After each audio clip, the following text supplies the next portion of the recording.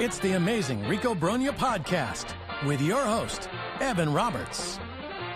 Welcome in to another edition of Rico Brogna, Winter Meetings Edition. As the winter meetings continue to roll on from Dallas, Texas, and we are certainly seeing big name starting pitchers coming off of the board. And it's certainly making you realize that as a Met fan, we're going to be standing here and watching for a long time. Because when I saw that Max Fried got 8 years, 8 years, forget the money for a second. Yeah, it's $27.5 million, I think is more than reasonable for a guy like Max Fried. But when you see that Max Fried gets 8 years, didn't we all think, oh boy, David Stearns is laughing at this one. There's no way David Stearns is going anywhere near this one. And so as we see a starting pitcher like Fried come off the market, we'll spend more time on him. Nate Eovaldi come off the market. I think we look around as Met fans and say, what about us? Because clearly this rotation still has holes to fill. And we'll spend some time talking about that on today's Rico Brogna. David Stearns has met the media multiple days of the winter meetings. We look forward to this at the end of this week. Actually, starting tomorrow, we'll start doing this. We're going to listen to everything David Stearns said at the winter meetings, what he said Monday, what he said Tuesday, what he's going to say Wednesday, and then we will respond to everything because he said a lot of interesting stuff for us to chew on, some of which is not major, some of which is major. One of the things he did address is Roki Sasaki, and he's a part of this too, because right now when you look at this Met team and you look at this rotation, they have themselves 4 guys that are absolute locks to be in the rotation. Kodai Senga, David Peterson, Clay Holmes, and Frankie Montas. They also have a handful of guys that will be stretched out in spring training that unless they're traded away, which could very well happen over the next few weeks and months, are depth options. That's the way I would characterize them, depth options, because you can need a lot of those over the course of a long baseball season. You have Paul Blackburn on his final year of control. You have Tyler McGill. You have Jose Budo. Those are your depth options. So right now, the Mets have, let's say, 7 guys that are major league ready. I'm not including any prospects because I don't think Brandon Sproat is ready. So I'm not going to include him in this mix. Can he be ready at some point in 2025? Absolutely. But at a spring training, I don't think he's an option. So now we got this puzzle here. How do you fill in the puzzle? Well, one thing that Stearns said that we will certainly analyze more in-depthly when we listen to David say it, but I'll paraphrase for you, is that they're going to go with a 6-man rotation. It was basically confirmed. In fact, the way David Stearns described it was, we're going to go with a 6-man rotation, and then if there's, a week in which there's multiple off days, where there's multiple rainouts, then we'll cut back to a 5-man rotation. So it sort of feels like the opposite of basically what the Mets had executed over the last couple of years of, we have a 5-man rotation, but you know what? There's a lot of days. There aren't a lot of off days. Let's add a 6th guy. It sounds like it's the complete opposite, where there'll be a 6-man rotation and then they'll take a guy out if there are a lot of off days and they'll move that guy to the bullpen. So again, if you've got 4 starting pitchers, okay, 2 of them are projects if we're being fair, and then you've got your 3 depth guys, to me, that means 2 starters. That's what it means. That's how I take it. 2 starting pitchers. And one of those guys that you cannot even think about is Roki Sasaki. Because Roki Sasaki is not going to be signed until the middle of January. So his posting period begins now, but for teams to use the international pool money of next year, which is likely the case, and his agent pretty much confirmed that on Tuesday, teams aren't signing him until January 15th. So for that reason, and there are a few others I'm going to get into, you cannot even factor in Roki Sasaki. That's number one. Number 2, Joe Wolf is his agent, and I found this fascinating. He was so brutally honest about his client. He mentioned, he's had a tough time with the media over in Japan. Faced a lot of criticism and didn't handle it well. Now, you hear that, and you have to say to yourself, well, hold on a second. He's going to pitch in New York City? The one thing Sasaki will have going for him that I think will help is that he's not making $300 million. And because he's going to be making the bare minimum, because those are the posting rules from Japan, he's under the age of 25. And so when Sasaki goes on his free agent tour, very similar to Shohei Ohtani about a decade ago, or at least it feels like a decade ago, a little bit less than that, you're not signing with the highest bidder. You're literally going to sign with the organization you feel best about. Now, there was a report on Tuesday that his agency is very high on Jeremy Hefner, and that it's very possible that he's going to be drawn in by the Met organization. And while that may be the case, hearing that he didn't handle the media well is a little bit of a red flag. The one thing I would feel at least decent about is, like I mentioned, because he's not going to get $300 million, he's not Yoshinobu Yamamoto in terms of contract, he could potentially fly under the radar. The problem is we're New York. And when a guy throws 101 miles an hour and everyone actively thinks he's the next great ace, how do you fly under the radar even if you're not making a lot of money? You basically will come into the major leagues like Paul Wilson did 30 years ago as this hyped up prospect. But here's the point. You can't factor him in. So when we say the Mets have 4 guaranteed starting pitchers, they've got 3 depth guys, and they're going to have a 6-man rotation, and you figure they need to add 2 guys, I almost have to look at Sasaki as a bonus, which David Stearns confirmed would be the way he looks at him. Would I sign Roki Sasaki? Of course. Even with the concerns about the media, even with the concerns of him handling New York City, the risk level is so low. I mean, you're basically talking about a minor league baseball player. But one thing we shouldn't do as Met fans is assume that he's going to come here. And I would actually be under the assumption he is not going to come here. So as we go through these starting pitchers and the guys coming off the board over the last 24 hours, I think Sasaki is a special case. I think you put him on the side. I think he's a bonus baby. If the Mets get him, fan-freaking-tastic, develop the guy, maybe he becomes the next great ace, and maybe he learns how to handle the media. And maybe he ends up having the media eat out of his hands. But I think you have to view Sasaki as a bonus guy. Now, let me get to Max Fried. We talked about Max Fried a little bit during our free agent preview when it came to starting pitchers. And it's a back and forth when you look at the top of the market. I've never been very high on Blake Snell. I have concerns about how he's going to age based on some of his control issues. Also some questions on how he can handle New York. Obviously, he was off the board early, getting that monstrous 5-year deal from the Dodgers. Most of it deferred until the year 3,702. I liked Max Fried. I think the concerns with Max Fried are health, and I think you have that about every starting pitcher, but considering Fried has had 2 years in a row in which I think it was a forearm issue, there's a little bit of a pause. There's a little bit of concern. When you see that he got an 8-year contract, and here's what I wrestle with when it comes to contract length. Juan Soto was given 15 years, and I think most of us realize, hey, it's the cost of doing business, plus he's only 26, plus he's a position player, and he made DH for the latter part of that contract. So the risk level, even on an enormously long contract, like 15 years for Juan Soto, I'd actually argue is a hell of a lot less than an 8-year contract for a starting pitcher who's 31 years old.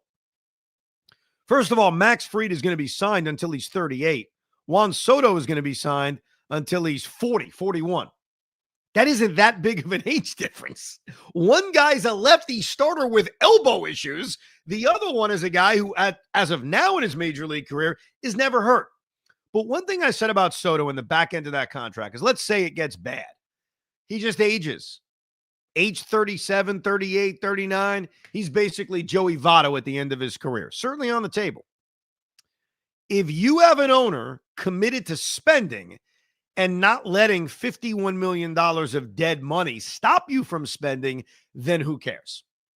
And I feel that same way about an 8-year deal for Max Fried. If your owner is committed to saying, yeah, I got a lot of dead money committed to a 37-year-old lefty who's going to spend the entire year on the injured list, but I'm going to spend anyway, then it doesn't matter. And that's the key on these long-term deals. Do you have an owner that's willing to say, this is a sunk cost, but that's okay, I'm going to spend anyway? If the answer is yes, and I believe most of us feel that way with this owner, then it's okay. Now, that doesn't mean the Mets could sign every single person to a long-term contract, because if you've got multiple guys who have dead money and now you're looking at $90 million that are wasted, that becomes a problem. But David Stearns has shown us in the year plus he's been here, he doesn't want to give a long-term contract to a starting pitcher. A 5-year deal feels like a risky long-term deal. The Yankees, and I'm not berating the Yankees. This is the Rico Brogna. I'm not talking about the Yankee perspective. We've done that on the Fan. I'm talking about it from our perspective. 8 years? 8 years? For a guy who's 31? Like, to my fellow Met fan, are we pissed off the Mets didn't sign Max Fried to an 8-year contract? As good as Fried would be for this rotation, as much as he would slot in at the top of this rotation and damage the Atlanta Braves, are we actually annoyed that the Mets weren't playing in that part of the pool on an 8-year contract for Max Fried? Hoff, you tell me, would you have matched what the Yankees did today? Very reasonable AAV, $27.5 million a year, 8 years. Would you have done that? No, I think we've established that there's a max we can go on starting pitching. He's, again, like you said, he's going to be 37, 38 at the end of this contract. I just, pitchers are wearing down quicker.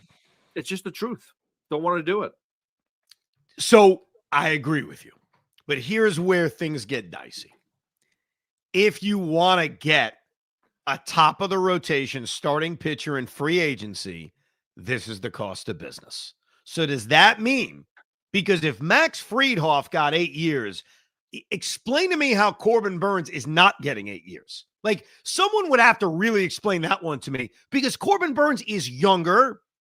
I think he's a safer bet in terms of throwing innings every single year. And you could tell me all day, well, his RPMs are down a little bit, the spin rate. Like, based on the track record, Corbin Burnes is a more reliable arm. So if Burnes is going to get 8 years and Free got 8 years and Snell got a ridiculous amount of money, are we then as Met fans conceding that we are not adding an ace via free agency? Yeah. Yes, exactly. Because we might get some former aces. We might get some projects again, but we're not going to, through free agency, we will not be getting an ace. No. And they're not even trying. I mean, David Stearns is not even bidding on Max Fried or Corbin Burnes. And I'm mixed about it, because I want a top of the rotation arm. Like I've said, I want certainty more so than even the top of the rotation arm. I would want more certainty, but this market's freaking nuts. It really is. I mean, 8 years for a 31-year-old who's basically had injury issues over the last couple of years. It just feels absolutely nuts. So then you get to Sean Manaea. And I look at what Nate Eovaldi just got. Nate Eovaldi got 3 years, $75 million, which I got to tell you, feels like a very reasonable contract when you look at the years, when you look at the amount of money. Nate Eovaldi is 35 years old going into opening day. So when you talk about years and age, 3 years doesn't sound as bad, but it's 35, 36, 37. So Max Fried is basically signed just only 1 year past that. I guess the reason it isn't as bad is because Eovaldi's been pitching in his mid-30s and has proven that he can go out there and make 20, 25 starts a year. He doesn't pitch full seasons, but he goes out there, makes 20, 25 starts a year, pitches to a high 3 ERA.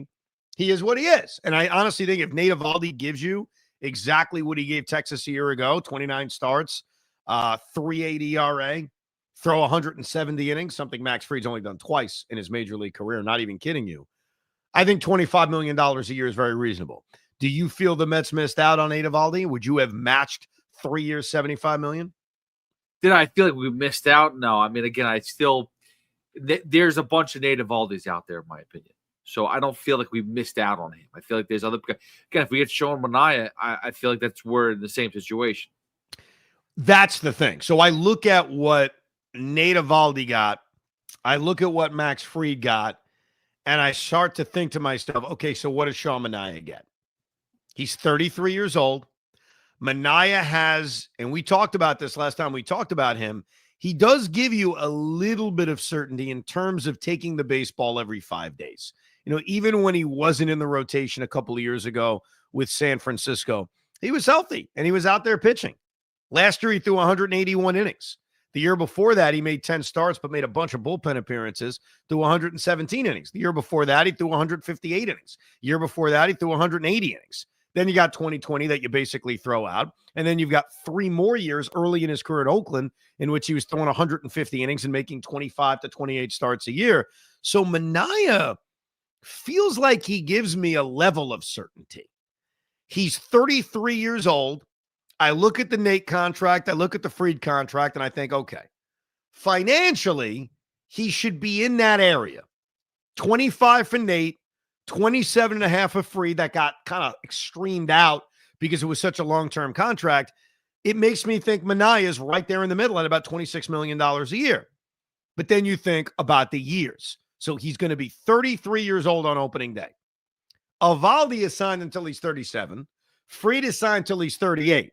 If Manaea gets it, where he's signed till he's 37, that is 33, 34, 35, 36, 30. That's a 5-year contract.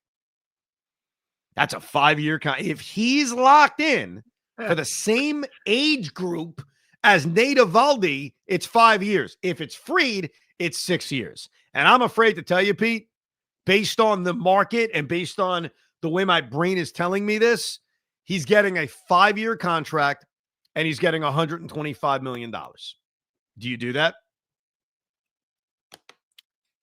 How many opt-outs do we get? 0. 0. I mean, maybe he gets one if he chooses to. We're not getting one. Look, you could stick vesting options in there. I love them because vesting options only pick up on, hey, he threw 170 innings. And that's a good thing. Like you go out and you throw 170 innings. My gut is with a guy like Manaea, and his track record tells me he's not going to be terrible. He's not going to pitch to a 7 ERA. Now, he could turn into Patrick Corbin where that would be the case. The vesting option would bite you in the ass because it would vest based on the innings, but then Corbin would absolutely suck. 5 years, 125 is what this market is telling me Sean Manaea is getting. What if I told you 3 for 90? You don't think he'd be potentially willing to do that? And you can even throw incentives in there too. You're asking me. I would much rather do that. I would much rather do basically what Steve Cohen did with Scherzer and Verlander and say, I'm going to give you even more money, but I want the years down. It's so weird thinking about the Yankee philosophy. So the Yankees over the last few years have basically said, we want the AAV to be low. And to bring the AAV down, they give DJ LeMahieu an extra year or two more than he should have. They give Max Fried's deal. Look what they tried to do with Soto. They want to stretch it so the AAV comes down, and I get why, because then it's tougher to get to that tax number. I look at it and say, I don't want to be stuck with somebody for an extra year. So I'm with you, Pete. I try to do that with Sean Manaea. But I think Manaea is probably thinking to himself, man, I want as many years as possible. Why am I settling on only a 2 or 3 year contract? Well, because you want to win. Oh, stop with that. Don't be naive, Pete. They all want money and years, and I don't blame anybody. Well, listen, and here's the other thing, too. You have to, I mean, we'll play the sound tomorrow or whatever it is with David Stearns, but they asked him about, like, the luxury tax and how this plays in, and he basically said that they have the resources, and I forgot the exact term he used, but they're not going to be, the luxury tax is not going to kill them in order to get a top free agent if it's financially based. No, and that's why I think it's all about what philosophy you want to have. So the Yankees have the stretch it out philosophy to keep the CBT down. I think the Mets would have the philosophy of, we'd rather give you more money over a shorter period of time. And even if that means our tax is higher for the next year or two, we don't want to be committed, especially on a pitcher. We're not really talking about position players, because I think in the case of Brandon Nimmo, they did that, which was, hey, we'll give you the extra years to get the CBT down. But when it comes to pitching, clearly David Stearns does not want to go way too long. And so I think in the case of Manaea, that would be the attempt. But you got to ask yourself this. And again, I'm going back and forth on it because the Mets clearly need to add a pitcher or two. And I want someone who can be the ace. May not be the ace today because they're not getting someone who's an ace today. Corbin Burnes is not going to be signed by the Mets. Max Fried obviously wasn't signed. Same thing with Blake Snell. So anybody they add would be a guy that you could see becoming the ace. Walker Buehler, maybe he gets back to the form of a few years ago, another year removed from Tommy John. Like, I can easily convince myself that Walker Buehler becomes a top of the rotation arm. I think we can certainly do that with Sean Manaea based on the adjustments he made last year, thinking if he builds off of that and basically continues that, you're talking about 190 innings. You're talking about a low to mid 3 ERA. You're talking about striking 9.5 guys out per game or per 9. That's close to an ace. So I want someone with that kind of potential as opposed to just bringing in, projects, which is what they've already done here with Frankie Montas and Clay Holmes. But is Sean Manaea good enough? And then I kind of find myself going back to Garrett Crochet. The Mets as an organization are ready. They are ready. And David Stearns admitted this the other day. They are comfortable with trading top prospects. That is not something they were willing to do a year ago. That's not something they wanted to do a year ago. And I won't forget, because I feel good about this, a year ago, saying on the Rico and saying on WFAN, I don't want to trade for Juan Soto. I had no interest. I didn't think the organization was ready to trade for Juan Soto because my thought was, why trade for Juan Soto when you can sign Juan Soto? Which ultimately is what they were able to pull off.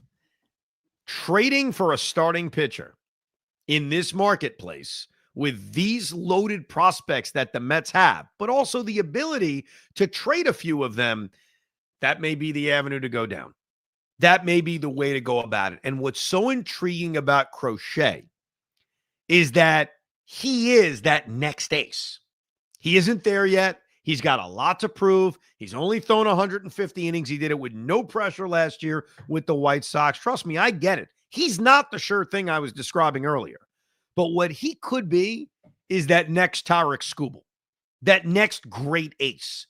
And so I think I've built myself up enough, Pete, to have the stomach to trade big-time prospects to bring him in here, because then a rotation of what they already have, the possible upsides of Clay Holmes and Frankie Montas, David Peterson building off of last year, Kodai Senga getting back to 2023, and then maybe a top of the rotation studding Garrett Crochet. That rotation, while not the surest of things, has huge potential. So hear me out here, and we're just going to run through the lineup real quick. If you have Soto at right field, if you have Nimmo at left field for another 6 years, who's at center field, we don't know. Lindor's taking up shortstop. Vientos is at third base because guess what? We've signed Alonso for 5 years. Alvarez is your catcher. Second base and shortstop are really the only positions. There's too many prospects, not enough positions. So this is where you offload. This is where, again, for control, for Crochet, even though I got to be honest, I don't like Crochet as much as you do. What don't you like about him? Because we have to admit it's a potential thing. And clearly that's what we're talking about. He pitched very well last year.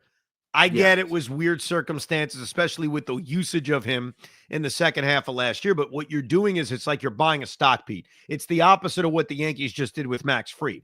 They're paying Max Fried for what he did, and they're hoping he's got a few years left of still being that pitcher. While in a case of Crochet, you're trading a lot of prospects for the hope that last year was a coming attraction to what he's about to be. Right. I've seen too many, and here's twofold, okay? It's the lack of innings he's pitched in the majors, period. How many he's been in the league, for 4 years, and he's pitched 200 innings? Well, but last year was the only year where he was a starting pitcher because he was pitching out of the bullpen before that. Okay. But then also, something about lefties, I feel like they take a little bit longer to get to where they need to be. So you may have a good year here, and then I remember let's go back a little bit, Oliver Perez. We can go to even just in previous years, Patrick Corbin had 2 really good years and fell off the face of the earth. You have Carlos Rodon, who has inconsistency. I'm not opposed to bringing him in. It's just I'm not sold that he's as good as last year. Yeah, I think he could be better, to be honest with you. I think a lot of the strikeout, he struck out 12.9 guys per 9 innings. You could argue he pitched to bad luck last year, especially when you put a better team around him. The cost is the real question. You've got a lot of teams bidding on him because you've got a lot of teams saying, I don't want to give 8 years to Max Fried. But the other thing that I'm curious about with Stearns is, let's say the Mets pull off a trade for Crochet. Okay? Whatever the cost is. It's Brett Beatty, it's Jet Williams, it's Kevin Parada, whatever the package turns out to be, very expensive package. They bring Crochet in. Garrett Crochet already talked about wanting a contract extension. Well, what does that contract extension look like? He's a 25-year-old lefty, 2 years away from free agency. He just saw Max Fried get an 8-year contract. Like, what do we now? You're telling me you're going to get him on a discount because Crochet is so pumped up? Like, all right, I'm out of Chicago. I don't want to risk what's going to happen the next 2 years. Like, what is he accepting to buy out the 2 years of arbitration? And the reason I ask that question is, will there be a moment where David Stern says, well, because he's 25, much like Yamamoto was 25, I'll give the guy 9 years. I got no problem. I'm going to bank so much on what he is. I'm going to give him a 9-year contract at $25 million a year, whatever that adds up to. I think that's over $200 million. Like, would they hand that out to Garrett Crochet upon making that trade? Or would they dare him and say, go have another good year? And then, oh, by the way, if he has another good year and now he's got 1 year left before free agency, does Crochet say, screw you guys, I'm going to free agency? And then when he gets to free agency, is he gone because the Mets don't want to give out long-term contracts for starting pitchers? I think about these things. Yeah, listen, I understand the whole philosophy of paying a young kid now. I mean, that's what they basically do. I mean, think about what the Braves have done over the past decade. Think about the contracts, and now maybe not as much as the pitching, but think about, well, Strider they paid, right? Did they pay him? Yeah. Okay. Think about Matt Olson when they got him from Oakland. They paid him, and everyone's like, wow, cheap contract. That's why Pete Alonso will never get paid huge money, because look at Matt Olson's comps. Matt Olson didn't do what he ended up doing the following year or 2 years later and put up unbelievable numbers with 54 home runs and 100 plus RBIs. He didn't do that in Oakland. So they got him really cheap because they were going to pay him what they think he's going to do. You see these contracts with the Pittsburgh Pirates with a bunch of players that get, 8 years, $80 million. They're buying into the arbitration. You have to find that guy that's willing to do that. I don't know if Crochet is willing to do that. I think he's going to be willing to do it because he was asking for an extension last year before the trade deadline. My question is, what does that kind of contract look like? If he's like, yeah, I want to be extended now, 1 season as a full-time starting pitcher in which for the second half of the year you were babied and pitched 2 or 3 innings, what does a contract look like that? I'll give you another guy. The Yankee fans are freaking out about Dana Brown, the Astros GM, saying Kyle Tucker may be available. He also said Framber Valdez is available. And if you look at Framber Valdez over the last 3 years in Houston, he has been one of the most reliable starting pitchers in baseball. He made 31 starts in 2022 with a 2.82 ERA. He made 31 starts the following year in 2023, pitched to a 3.45 ERA. And then this past season, he pitched to a 2.91 ERA. He's a quality start machine, but he's a free agent at the end of the year. So if you're the Mets and you trade for Framber Valdez at this point in his career, he is 31 years old. So you get your age 31 season, but you only get 1 year of him. So how much in prospect capital are you willing to give up for 1 year of Framber Valdez, who, again, you're probably renting for a year? Because when he gets to free agency at age 32, and based on the contract Max Fried got, Framber Valdez is going to be like, bro, I'm a year older, and quite frankly, I'm better. Or I'm just as good. Is he getting an 8-year contract that the Mets would never hand out? So trading for Framber Valdez, while it would give the Mets a better shot here in the short term and would be that certainty I'm looking for at the top of the rotation, would change everything I think most of us think about this rotation. If you lead now with Framber, Senga, Peterson, Montas, Holmes, and the depth, but it's only 1 year because there's no way they're re-signing him. Yeah, well, you know how I love those guys with their going into their walk year. I mean, I would take that flyer, but again, how many prospects? I would say I would give up one really good one. I don't know if I can give up multiple though. All right, let's some more thoughts on the starting pitching. Here's Ed who wrote us an email, thericob@gmail.com. David Stern said the other day, pitching isn't a necessity anymore with deals they are working on and now have completed. It's now 24 hours later, so I'm thinking he meant the Holmes deal that was announced shortly after. I'm going to be honest. I'm happy we got Soto, but if we go into this year with this staff, are we much better? We can't expect every repeat or every year to fix somebody. It won't always work. Like David Stearns can't actually think we're okay in the rotation. There's literally not one sure thing on the staff. No, they're adding a starting pitcher. There's no question. I mean, they're clearly going to add a starting pitcher. Now, I want two. I'm not telling you they're going to add two, but I think they're going to clearly add an arm. They're still talking to Sean Manaea. They're negotiating with Garrett Crochet. What I'm hopeful for is, let's say they pull off the Crochet trade, I'd still sign Sean Manaea. Like, why not? Especially with a team that's going to use a 6-man rotation. So they need as much pitching as they possibly can get. Why not? But no, I didn't take David Stearns saying, nah, we're good, we're done. No shot. They're going to add another starting pitcher. I think the real question is, what level of starting pitcher are we talking about? And is it now more likely to be a trade than it is a free agent signing? And I do kind of lean now to it being a trade. I do, especially with Crochet being out there. Framber is a guy that maybe they make a call on. Dylan Cease apparently is available. The Yankees are going to have depth starting pitchers available now in Nestor Cortez and Marcus Stroman.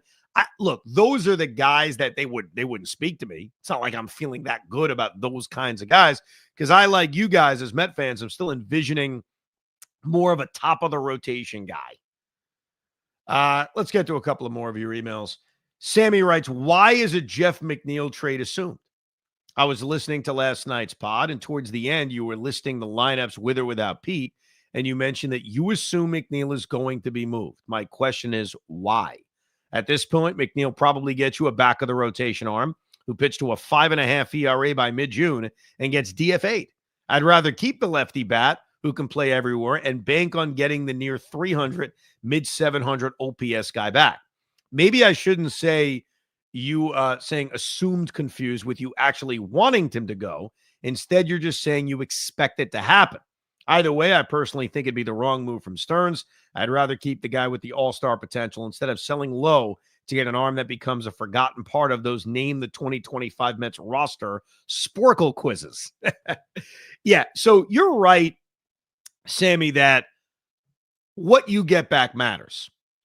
I'm not just trading him away. I'll give you a hypothetical. I'm going to throw a hypothetical at you, and then we can kind of bite into it. Since the Astros are the team that we're talking a lot about, would you trade Jeff McNeil to the Astros for Ryan Pressly? Does that make sense? Jeff McNeil and Ryan Pressly's salaries, I think, are relatively similar.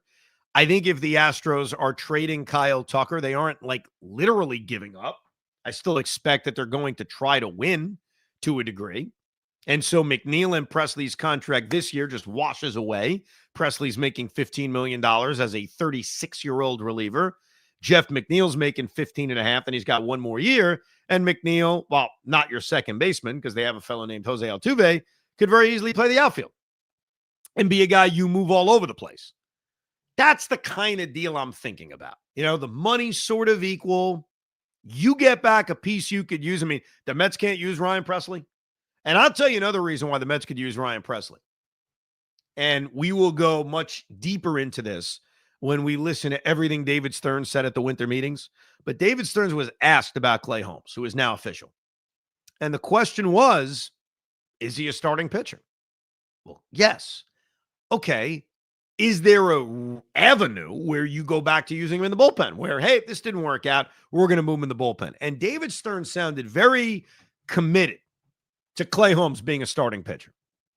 That is not going to stop you and I from doing Rico Brognas, in which we scream and yell that for the betterment of this Met team, they should move him to the bullpen. But they seem very committed to him being in the bullpen. And it was a throwaway when Stern said, yeah, we know he can pitch out of the bullpen, but he's going to be in the rotation. I think I just misspoke.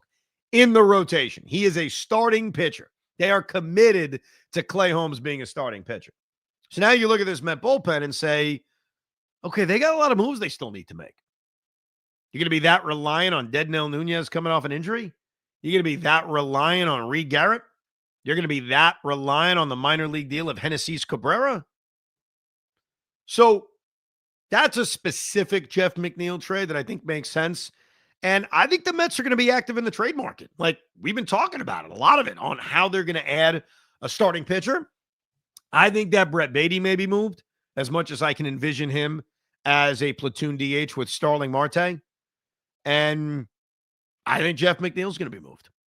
So I do think that's going to go down. Would you make that trade, by the way, Hoff? Would you trade Ryan Presley, who's been a very solid reliever, not the closer anymore, wasn't last year for Houston after they signed Hader? Would you trade Ryan Presley for Jeff McNeil? Considering I've looked at some other previous trades that we've declined, like the time that we almost got Chris Paddock and a bunch of other guys for Dom Smith, and we said no to that because we have to hold on to Dom Smith. I'm willing to pass up on Jeff McNeil to get Ryan Presley. Yeah, it's okay. Again, Jeff McNeil, no offense to him, his value is not on this team anymore. There's too many kids that need to play. You can get Jose Iglesias to come in bring him back as a defensive replacement and call it a day. Well, and if you're going to knock on wood, and I am, that Brandon Nimmo is going to be a healthy player like he is the last couple of years, and Juan Soto has been an incredibly healthy player over the course of his career, then playing the corner outfield spot basically is a non-option for Jeff McNeil. It's basically gone. So I agree with you. You kind of lose a little bit when it comes to versatility. It's not as necessary.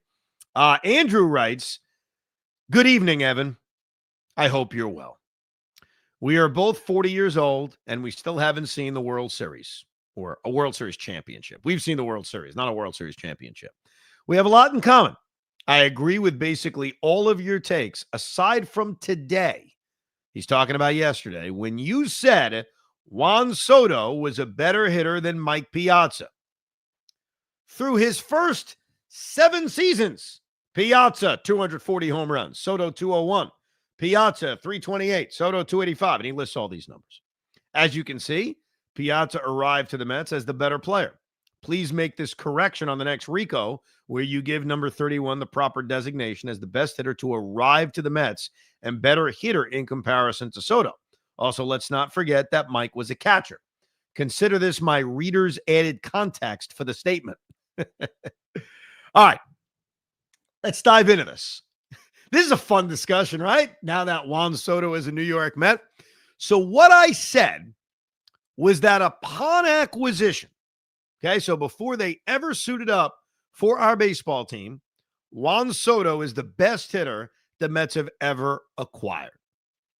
Now I'm going to give you the numbers because you gave me numbers, but they're actually a little bit different than what I was looking at, because I think what you did is you included 1998. So you included Mike Piazza as a New York Met. My whole point is upon arrival. So go back to May of 1998. The Mets are shockingly trading for Mike Piazza, and they're about to open up a 3-game series against the Brewers in mid to late May. I have a chapter of that in my Mets Bible. On sale now on Amazon. Should I tell you the exact page of it? I think it was called I Can't Believe Mike Piazza's a Met. Where is this? I Can't Believe Mike Piazza's a Met. Page 46. By the way, great stocking stuffer from what I understand if you guys want to get somebody a gift. There you go. I like that. Thank you, Pete. So I went to StatHead on Baseball Reference, which is so cool, man. There's so many great aspects of it that I'll gladly pay the $9.99 a month.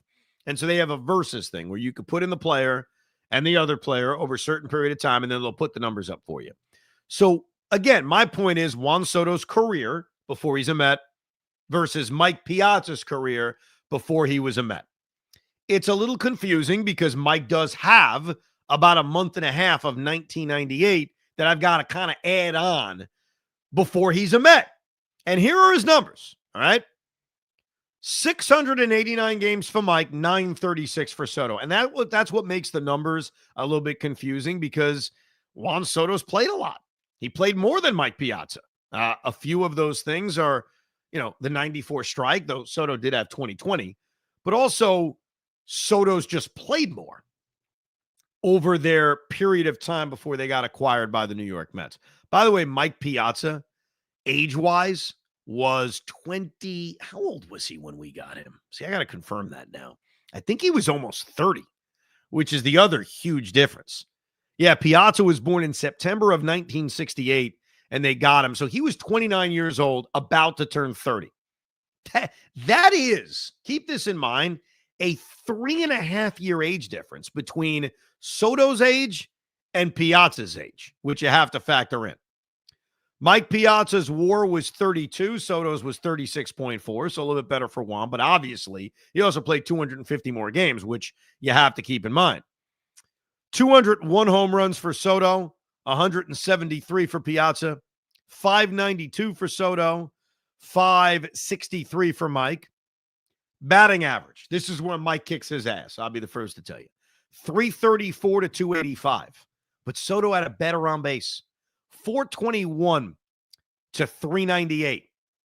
But OPS, Mike has the edge, 974 to 953. And OPS plus is basically a tie, 162 to 160. So, to Andrew, here's what I will tell you. Purely offensive numbers. I think Mike Piazza does have the slight edge. I will commend you on that. He hit for a much higher batting average. Juan's eye is off the chart, so I'd give him the edge when it comes to walks. When it comes to power, it is very, very similar. Like Soto has the edge, but like I mentioned, Juan also played in a bunch more games. Here's the big, big difference, though.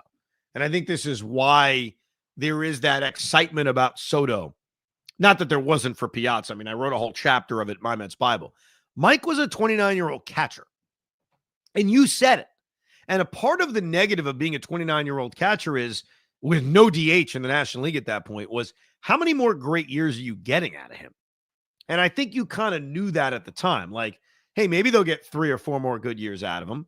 While the Mets acquired a 26-year-old, 26, 3.5 years younger in terms of age. We just gave you the accomplishments, which are comparable, but I totally agree with you. I'll give Mike the edge. But I think that age thing is why I feel the Mets have acquired the best player they've ever acquired, because I'm factoring in, I got 10 more years of Juan Soto in his prime.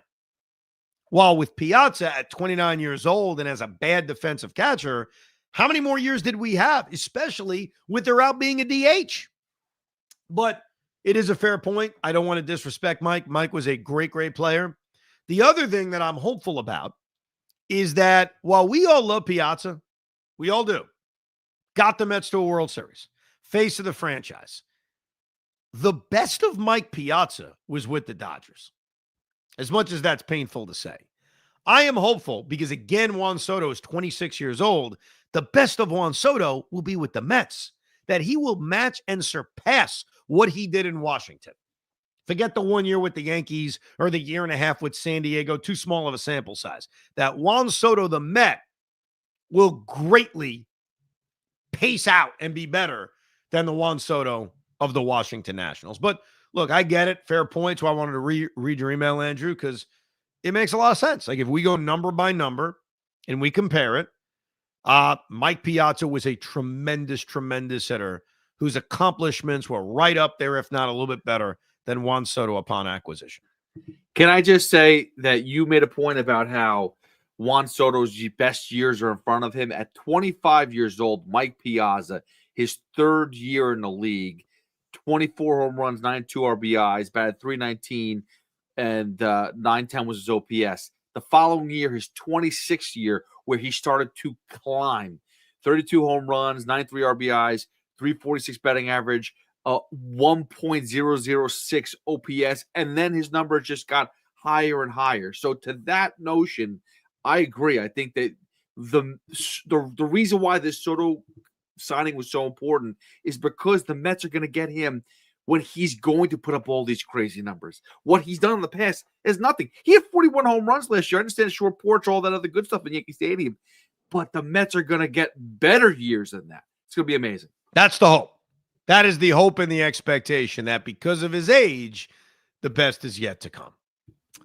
The starting pitching market, Pete Alonso, we still have a lot of the bullpen, a lot of questions about this offseason, and we will continue to Rico Brogna as these winter meetings continue and as we hopefully get more answers on where this team is going.